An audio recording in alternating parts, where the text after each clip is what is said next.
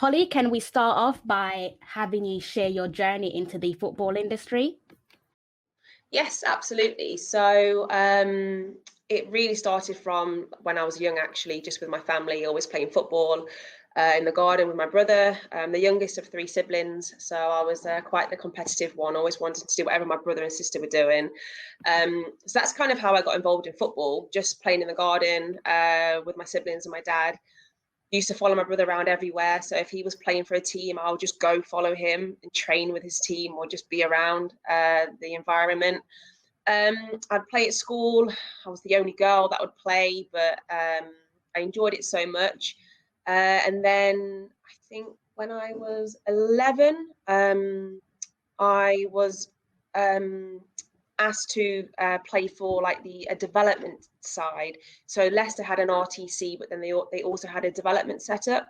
So then I kind of got into Leicester through that side, and then the year after I got into the RTC with the under 12s, and then from then on I've just been with Leicester ever since. So since 11, I've been playing for Leicester City.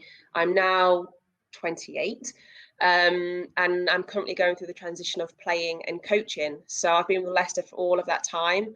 Had some ups, had some downs. It's been a challenging time, but all in all, it's been quite enjoyable. So that's how I've kind of got into football, basically just through my family, playing with them, and then just gradually evolving and developing through the time.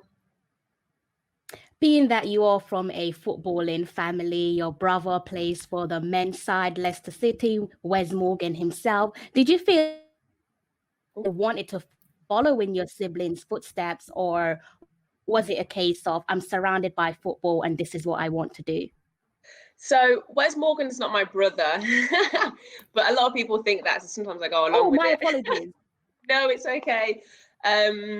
But yes, my brother, he did play though. He played at quite a high level as well, and then he went into coaching. So I think as a family anyway, we've always been sporty. So it's been football, athletics, it's been everything. So I think that helped me anyway, because whatever my siblings were doing, I wanted to do it too. So I was just following in their footsteps. And then the club itself kind of evolved where most of my family members were involved in Leicester City, which has been really nice. It's been a challenge as well, but it's all part of the journey, I guess, isn't it? So, yeah. Brilliant. And for you, Belinda, how did you make your way into the football industry? I feel like a bit of a fraud, really, because I came to football through museums and through heritage rather than the other way around. But I was always interested in social history, working class history, and women's history. And I think this role has sort of brought all those three things together. And I think women generally are pretty well represented in the museums sector anyway. Or at least white middle class women are, but I think there's definitely an underrepresentation of working class women and women of colour in the heritage sector. So I think that's something that we really need to look at as well. So my route into women's football in particular, because I didn't start off looking at women's football, was I had the opportunity to work on a collection of objects that related to the history of the women's game. So I did that for a while and I absolutely loved it. And like I said, it sort of brought together all those things that I was interested in. So I catalogued that collection, and following on from that, the museum made a pledge to increase its representation of women in football to 50% across our exhibitions and collections, which I think is an amazing pledge to make. But I do think it's surprising that any organisation or museum has to make a pledge that women would be equally represented in their work. So I'm now trying to work to deliver that strategy alongside some of my colleagues. And what's I think so fascinating about the museum is I think sport and football, for some reason, there are just huge sections of society that still can't get their head around the fact that women should be equally represented in football. So I feel like if I can reach this 50% target at the football museum, you can sort of reach it in any museums, and that's what's so fascinating about it, I think. You've both had two fascinating journeys into the football industry.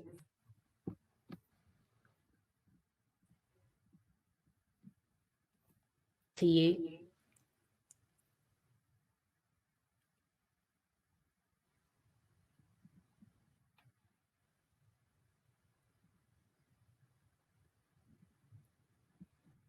Crystal, was that directed at me?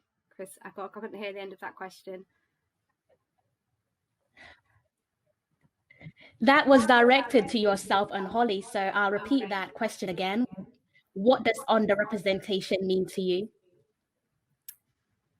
Do you want me to go first, Holly? I think I have just sort of said how fantastic it is that we've got a target, that we've got this 50% target, but and I do think that's important, but I don't think it is just about visibility and numbers. I think that's really important. I think the first step is to have them there, because I think what underrepresentation has meant at the museum in the past is that there just aren't enough stories or objects on our galleries that are about women's role in football. So I think it's really important that we have that target, but that it doesn't end there. So it's fantastic that women are being listened to at the museum and that we are being invited to the table, but if we're not being invited to the places where decisions are being made or where the real influence is, I think that's where underrepresentation happens as well.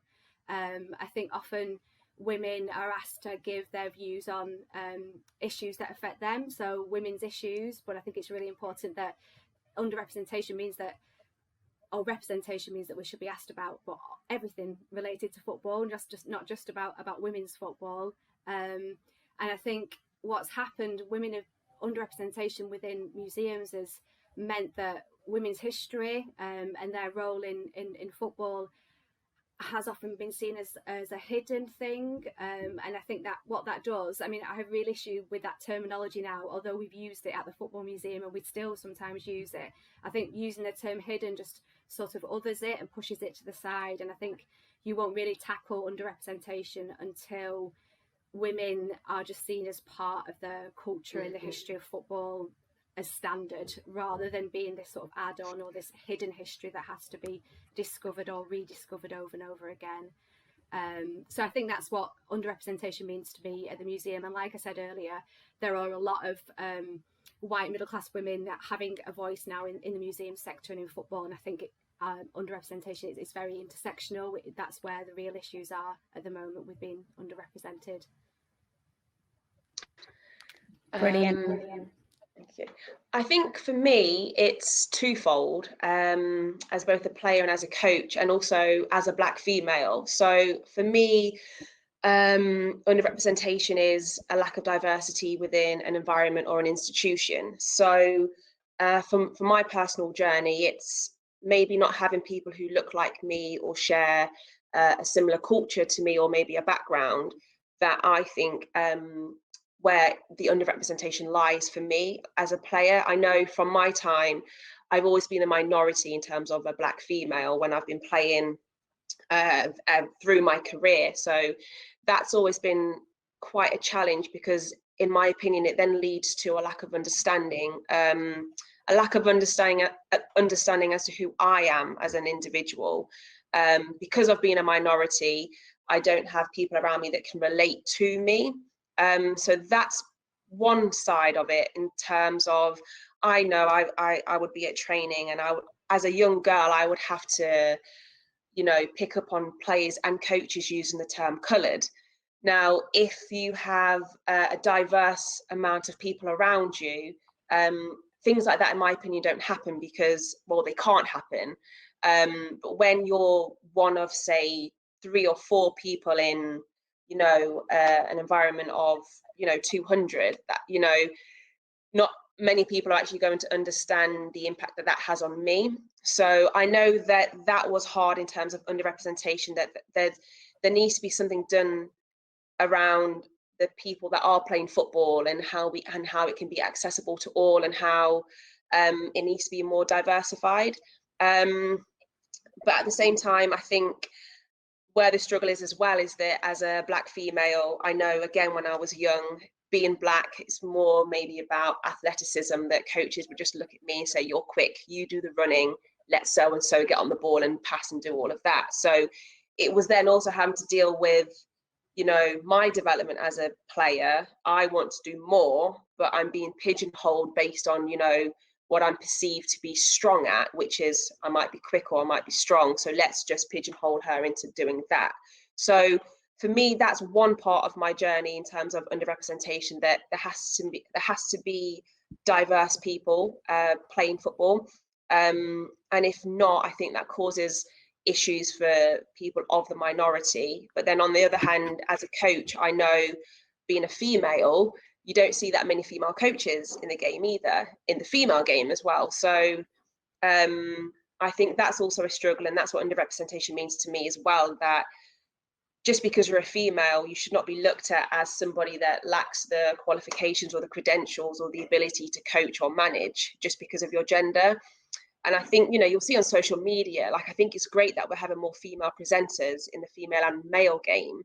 But then, on social media, you're also going to get these comments about, oh, the woman, she needs to stay in the kitchen, or she doesn't know what she's talking about. Like, that is so outdated, that needs to change. And I think the more females that we have coaching, presenting, and diverse females playing, the better it's going to be for the sport and for individuals in it. So for me, underrepresentation is twofold. I see it as a player, lack of diversity as a Black player, but then also as a coach, being a female, and how difficult it is to sometimes just be a female coach in the female game. So I see it from both sides, being a Black female person in the game. I think we've lost.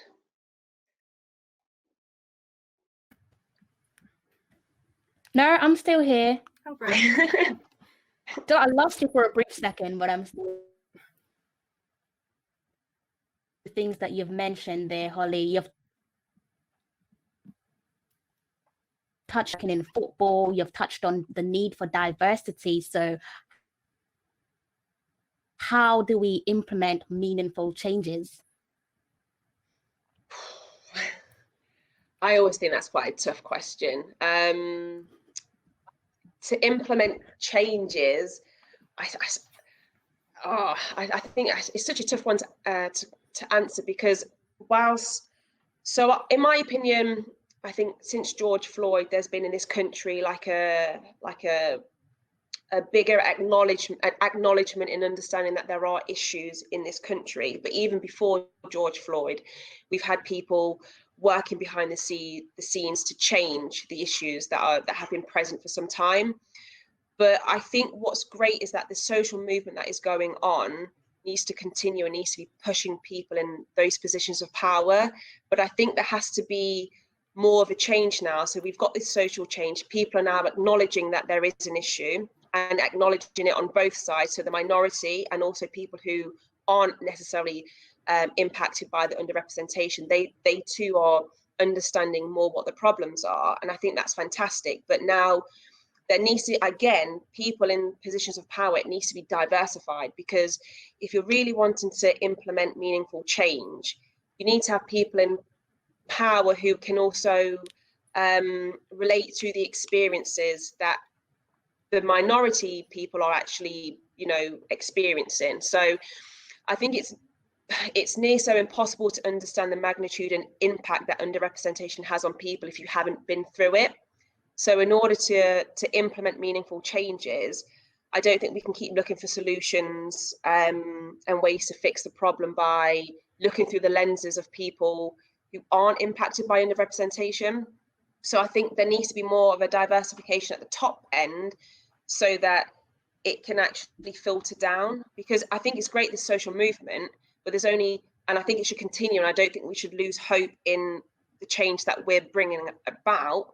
But there has to be more of a direct impact now, because I know a lot of people are talking about, taking the knee and maybe stopping doing that, because really what's happening, what's changing, people are still being abused on social media just due to their skin color, when in actual fact, if they've had a bad game, criticize a person for maybe having a bad game, but you don't need to bring their race into it. But we're taking the knee, but what is actually happening in terms of what's changing? Because I know social media platforms are still allowing people to send abusive messages and tweets and aren't blocking their accounts or aren't even deleting their accounts. So I think in order to implement meaningful changes, I think it's great how at the bottom, and we're moving up, how this social change is happening. But I think people at the top who can actually enact those changes, whether they're making policies or implementing new laws, they have to also be able to relate to the people, to all people, and not just a section of, you know, the people.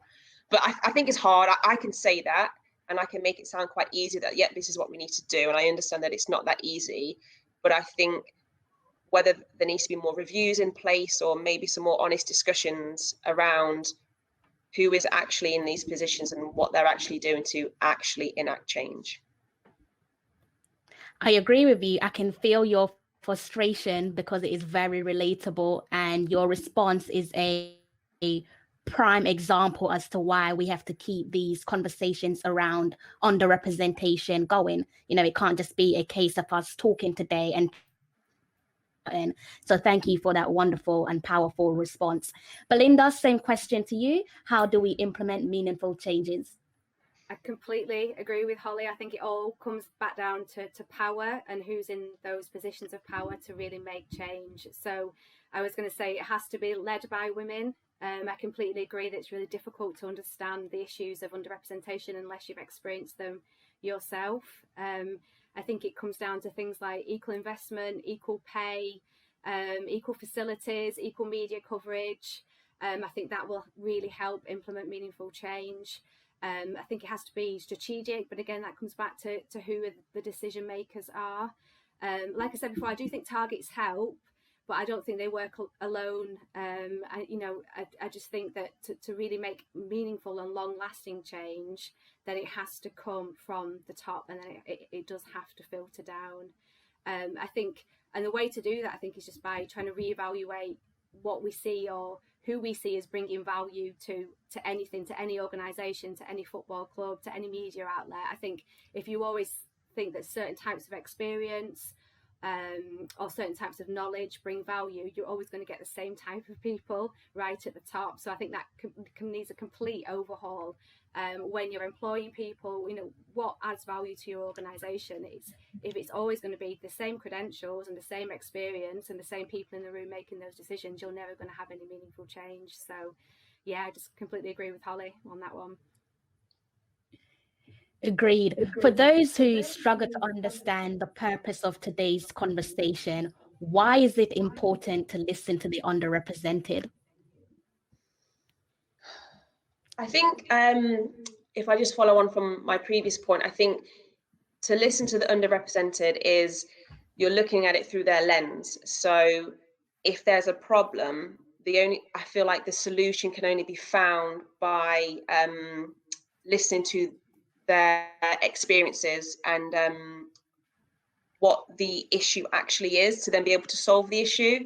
I also think it provides people of, say, a minority a voice. Now in this aspect, again, if I'm referring to myself again, I'm referring to myself as a Black female. So it provides people who are underrepresented with a voice to maybe level up the playing field. Because again, I think you have to listen to people who are impacted by it because they are impacted by it. So we have to give them a voice. And by doing that, hopefully the playing field will be level, because I don't think we can deny the fact that, you know, some are in a privileged position already. So we have to bridge that gap. And I think being a female, it can be quite difficult, because you definitely have to have the credentials and the qualifications, and you have to have even more than that sometimes just to be taken seriously or to be even considered in the female game. From, you know, my experience, like coaching wise, it can be quite hard for females just to be, you know, involved, whether that's as a coach or like S&C, physio. It can be very difficult. Now, even as a Black female playing, I know that it's sometimes there can be double standards. So you have to be able to listen to both sides, and you have to be able to listen to somebody who is a minority and consider the fact that they too need a voice, because sometimes it can be quite easy for, you know, somebody to be perceived as angry and aggressive, and for maybe somebody else to be perceived as passionate. So I think we have to give voices to both. I don't want to say sides, because I don't want to make it sound like, you know, it's, you know, like it's a battle or a war. I'm just saying it's clear when underrepresentation is occurring, and I think in order for change to occur, it's always an educational piece. So it's always providing people with knowledge and experience and history behind what's happened, what is happening, and how we can make it better. So I think it's vital to listen to the underrepresented, because only then can we really truly understand what the problem is, and it provides reality and truth to the problem. And then also it allows questions to be answered in terms of maybe like with football, diversity, why is it not accessible to all, or is there too much of a dropout for certain people, and why is there a dropout for certain people? So I think that then provides people with much more understanding as to why certain things are happening. So I think all in all, I think it's a positive, and it's a much needed thing to happen to then enact change as well. And like I said, it's twofold. It's as a Black player, and it's also as a female. Both for me are intertwined because I am a Black female.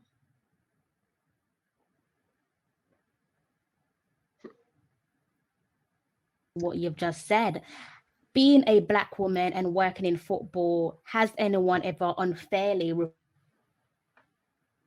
angry or aggressive? Sorry, I missed that. Was that a follow-up question?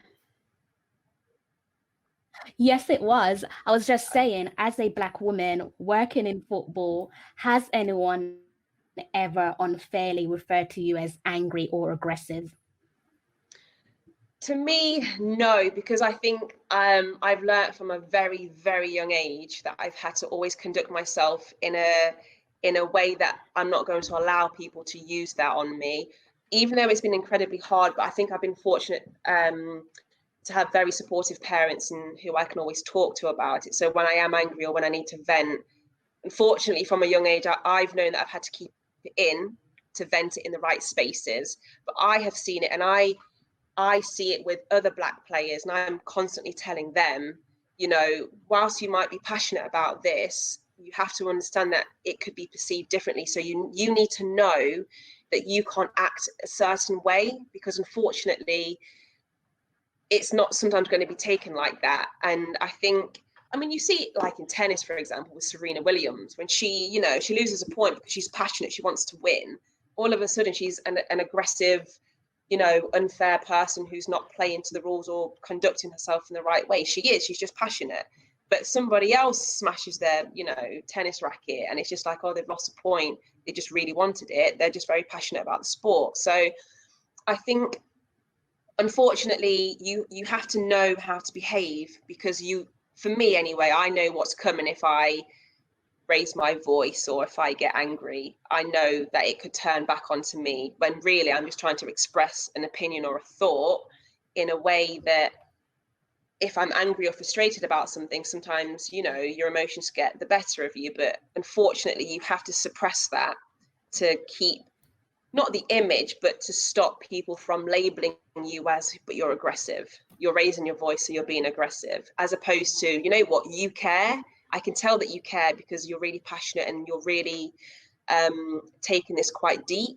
But unfortunately, again, I think you just have to understand sometimes that the way you act might be considered one way for some person and, completely different for another. And again, I think it's male and female.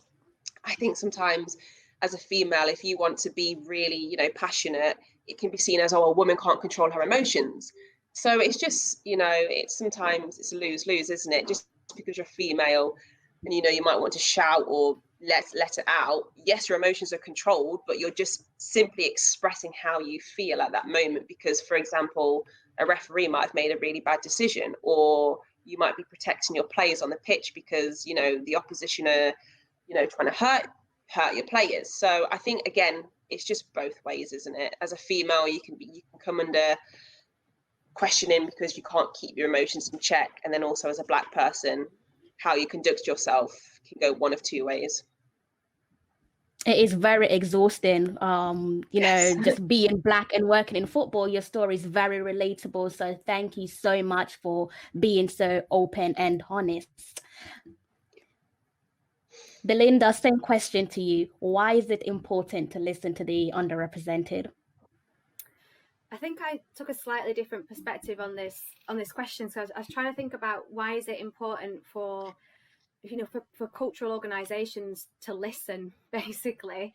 And I think it really is important that they do listen, because I think cultural spaces have so much power in whose stories they tell, how they present those stories. And I think museums can either perpetuate or they can challenge existing power structures. And so we've got huge responsibilities, people who work in the sector, people who work in football. As a curator, I try and feel that responsibility all the time about whose stories am I telling and who am I giving space to. And I think we can't do that in an authentic way unless we're listening to the people that we're trying to represent on the galleries. So I think that's a really important part of the process. And eventually, hopefully, the aim is that we really challenge that narrative around what English football history and culture is. That's the ultimate aim, and we can only do that by listening to people who are underrepresented in football. Yes, so it's a slightly different take on it, but that's a responsibility I think the National Football Museum has. That is a brilliant response, Belinda. You touched on something quite key there. You touched on being authentic. So I think I agree with you when it comes to listening to the underrepresented. If you do want meaningful change, then you do have to create solutions that is authentic so that you do get a proper and thorough end result. And my question to both of you is, why do you matter? I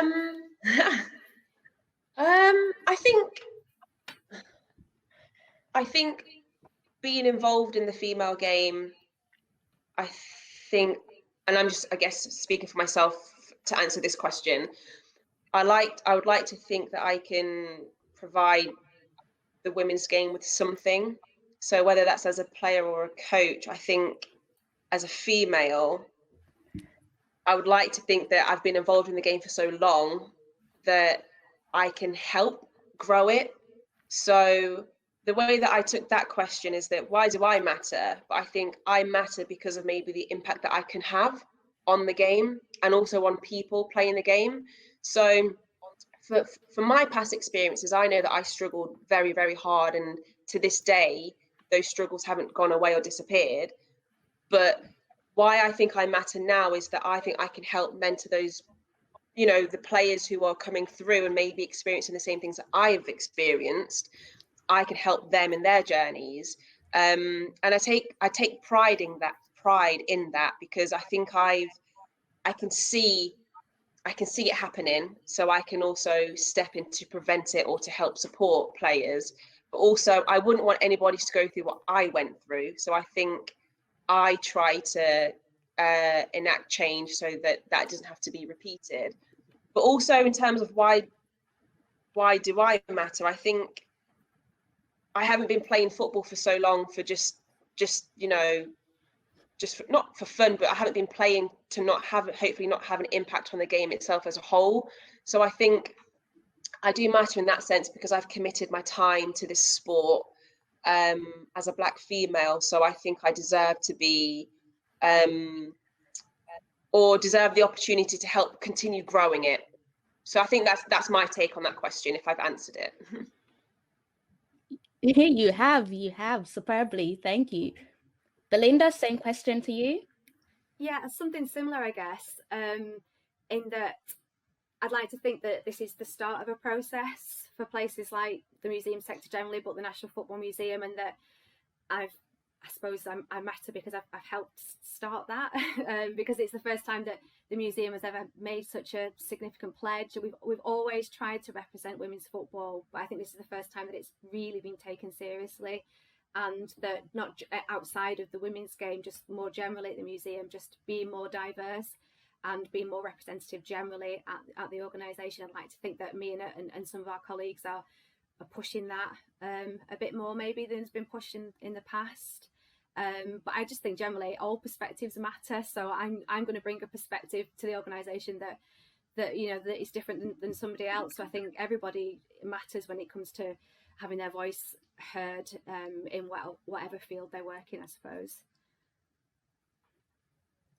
Thank you. Questions in the chat, if I'm not mistaken. There is a question here from someone called Hattie. Hattie, I hope you are enjoying the conversation. Hattie says, what stories around grassroots women's football would you like to see represented or told more? I think it would be the work that's put in, because I think grassroots level, I think it's the most important, because that's where you're growing the game. At the end of the day, we want more and more girls to be playing football, and I don't think we sometimes understand, or maybe we take we don't fully respect the fact that the work that is put into, you know, fielding these teams, when you don't have, like, and you were saying, Belinda, like, facilities, they're not equal. You know, sometimes you're having to train, you know, as girls, and you don't have changing rooms, or, like, you know, proper toilets or sanitary bins. So I think stories around how just your normal grassroots teams get through a season and what they do to, you know, keep afloat, how they, you know, fundraise, because a lot of grassroots women's football is you're having to fundraise to keep your club going. And I think there's so many great active volunteers in grassroots football that we probably don't know about or you don't hear about. And I think it's wonderful because people aren't doing it for the credit or to be known. They're doing it for the love of the game, and it's their love of the game that's helping to grow the game.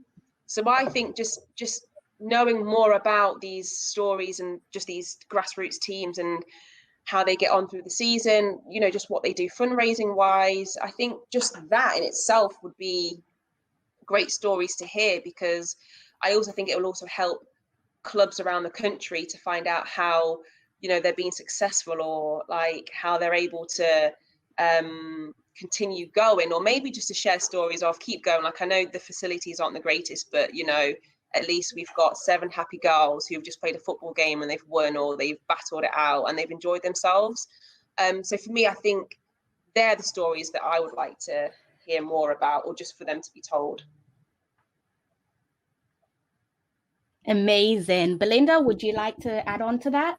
Yeah, I just think it's so important that grassroots football gets the recognition that it deserves. I was on another panel like this the other day, and there was a player there called Sammy Walker who just was saying how important grassroots football is for accepting her for who she was and allowing her to play football, and that it's, you know, like I say, it's volunteer led. And I think such a spotlight is often shined upon WSL and the Premier League, but I think what people want from football is something different. It's actually that grassroots stuff that really has an impact. So yeah, the more stories that we can tell about grassroots football, the better. Mm-hmm. Brilliant. Before we wrap up the first half of today's conversations, we have a message from Chris Powers, a friend of Kick It Out. Chris says, it's an angry as well as happy International Women's Day from me. Staying angry keeps us sharp to continue to fight against all the injustice and inequality. Brilliant, Chris. I agree with you. Belinda and Holly, thank you so much for giving us a moment of your time. I've enjoyed speaking to you, and I'm sure our audience have as well. So we will now take a quick 5-minute break, and then we'll be back with the final round of discussions. Thank you both. Thanks. Thank you. Thank you for having me.